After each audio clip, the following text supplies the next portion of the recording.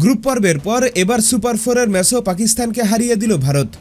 এদিকে ম্যাচের পর পাকিস্তানি সাংবাদিকের প্রশ্নের জবাবে ভারতীয় অধিনায়ক দিল বড় ঘোষণা, যা জানলে আপনি অবাক হয়ে যাবেন। তো চলুন বিস্তারিত দেখে নেওয়া যাক।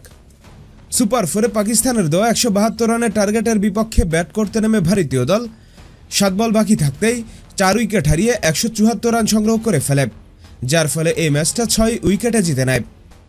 এদিকে এই ম্যাচের পর পাকিস্তানের এক সাংবাদিক ভারতীয় অধিনায়ক সূর্যকুমার যাদবকে জিজ্ঞাসা করেন, এই ভারত পাকিস্তানের ঐতিহাসিক প্রতিদ্বন্দ্বিতা নিয়ে কি বলবেন।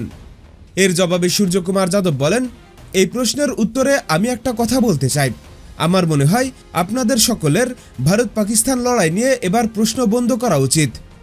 তিনি বলেন, আমার মতে যদি দুইটা দল 15 থেকে 20টা ম্যাচ খেলে এবং স্কোর লাইন 7-7 অথবা 8-7 হয়, তবেই সেটাকে ভালো ক্রিকেট বলা যায়।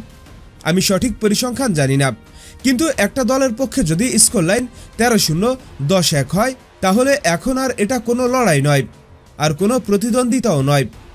অর্থাৎ তিনি এখানে স্পষ্টভাবে বুঝিয়ে দিলেন, পাকিস্তানের সাথে ভারতের এখন কোনো প্রতিদ্বন্দ্বিতা হয় না। প্রতিটা ম্যাচেই একচেটিয়াভাবে ভারত জয়লাভ করে। হ্যাঁ বন্ধুরা, আপনাদের বলছি, সূর্যকুমার যাদবের সাথে আপনারা কি একমত? এখনই কমেন্টস করে জানিয়ে দিন। আর আমাদের ভিডিওটি ভালো লাগলে অবশ্যই লাইক শেয়ার করুন এবং আমাদের চ্যানেলটি সাবস্ক্রাইব করে আমাদের সঙ্গেই থাকুন। ভিডিওটি দেখার জন্য আপনাকে অসংখ্য ধন্যবাদ।